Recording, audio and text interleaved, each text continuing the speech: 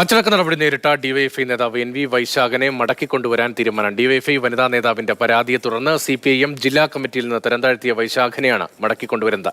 M V Govindan പങ്കെടുത്ത തൃശൂർ ജില്ലാ സെക്രട്ടേറിയറ്റാണ് ഇത്തരമൊരു നിർദ്ദേശം മുന്നോട്ട് വെച്ചത്. എം എസ് ലിഷോയ് വിവരങ്ങളുമായി. ലിഷോയ്, രാഹുൽ മാങ്കൂട്ടത്തിൽ MLA പദവി ഉൾപ്പെടെ രാജിവെക്കണം എന്ന ആവശ്യം CPM സംസ്ഥാന സെക്രട്ടറി ഉൾപ്പെടെ പരസ്യമായി തുടരെ ഉന്നയിക്കുന്നതിന് പിന്നാലെയാണ് ഇപ്പോൾ അച്ചടക്ക നടപടി നേരിട്ട ഡിവൈഎഫ്ഐ നേതാവിനെ മടക്കിക്കൊണ്ടുവരാനുള്ള തീരുമാനം.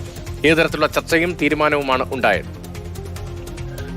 ഇന്ന് നടന്ന ജില്ലാ കമ്മിറ്റി യോഗത്തിലും ജില്ലാ സെക്രട്ടേറിയറ്റ് യോഗത്തിലും ഇതേ നിർദ്ദേശങ്ങൾ വന്നിരുന്നു. അതായത് ഈ ഒരു വർഷം മുൻപാണ്, ഏകദേശം ഒരു വർഷത്തിലധികമായി ഡിവൈഎഫ്ഐ ജില്ലാ സെക്രട്ടറി ആയിരുന്ന എൻ വി വൈശാഖനെ ഈ സ്ഥാനത്ത് നിന്ന് ഈ ജില്ലയിലെ ഒരു ഡിവൈഎഫ്ഐ വനിതാ നേതാവിന്റെ പരാതിയിൽ അച്ചടക്ക നടപടി എടുത്തത്. അതിന്റെ ഭാഗമായി പാർട്ടിയിൽ നിന്ന് തരം താഴ്ത്തുകയും ചെയ്തിരുന്നു. ജില്ലാ കമ്മിറ്റിയിൽ നിന്ന് നേരെ ബ്രാഞ്ച് തലത്തിലേക്ക് വൈശാഖനെ തരം താഴ്ത്തുകയും അന്ന് ചെയ്തിരുന്നു.